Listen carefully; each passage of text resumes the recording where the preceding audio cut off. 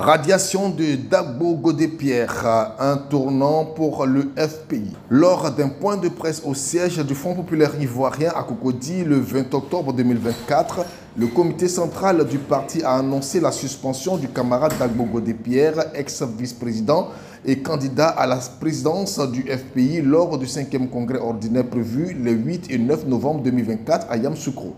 La décision a été prise à la suite de 2 assignations déposées par Dagbo Godé contestant la convocation du congrès par le comité central et demandant sa suspension, comme l'indique M. Barthélémy Nyeba, secrétaire général du parti. 6. Le comité central, après avoir délibéré sur tous les manquements et sur la volonté manifeste de nuire aux intérêts du Front populaire ivoirien, décide la suspension de Dagbo Godépierre. Selon le président du comité de contrôle, Marcelin Kouaouigné, Dagbo Godépierre a délibérément contourné les instances internes du parti pour porter ses requêtes devant la justice en violation des dispositions statutaires. Malgré l'invitation du comité de contrôle pour une séance de clarification, Dagbo a refusé d'y assister, remettant en question la compétence de cet organe à l'entendre.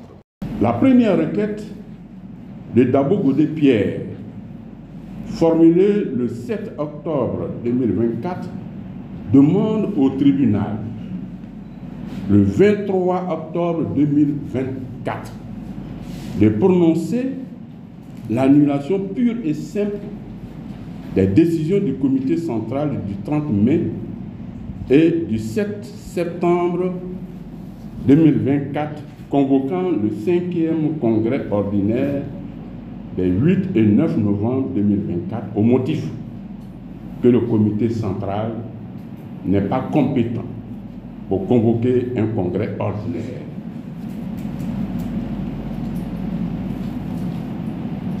En faisant référence à l'article 23 et à l'article 28 de notre règlement intérieur. La deuxième requête, formulée le 14 octobre 2024, assigne le FPI en référé ordinaire le 22 octobre 2024 au fait d'obtenir la suspension de la tenue du 5e congrès ordinaire du FPI prévu les 8 et 9 novembre 2024. Dagbo Godépierre, ex-vice-président, a été invité à une séance de travail par le comité de contrôle le 18 octobre 2024 au siège du parti. D'une part, pour expliquer les raisons pour lesquelles il a contourné le comité de contrôle, organe compétent pour vérifier la conformité des actes des organes du parti avec les textes fondamentaux avant de saisir la justice. Deuxièmement, c'est pour présenter les motivations de ces requêtes. Dagbo Godépierre a refusé de répondre à l'invitation du comité de contrôle à travers une note adressée au comité de contrôle où il a indiqué que celui-ci n'est pas compétent pour l'entendre. Le comité central a jugé les accusations de Dagbo sans fondement et les a qualifiées de tentatives de déstabilisation soutenues par certains cadres du parti. La sanction disciplinaire a été largement approuvée avec 282 votes pour 3 contre et 7 abstentions sur 292 votants. Jusqu'à une éventuelle décision du congrès, Dagbo Godépierre perd sa qualité de militant du FPI. Cette situation soulève une question cruciale. La candidature de Dagbo à la présidence du parti est-elle automatiquement annulée?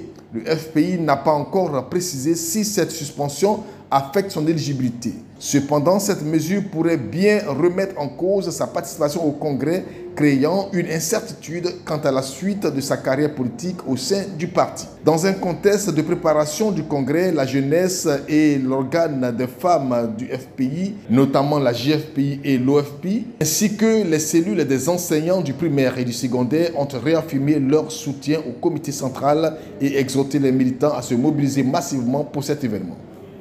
Le bureau exécutif national de la cellule des enseignants du secondaire du Front populaire ivoirien exprime 1.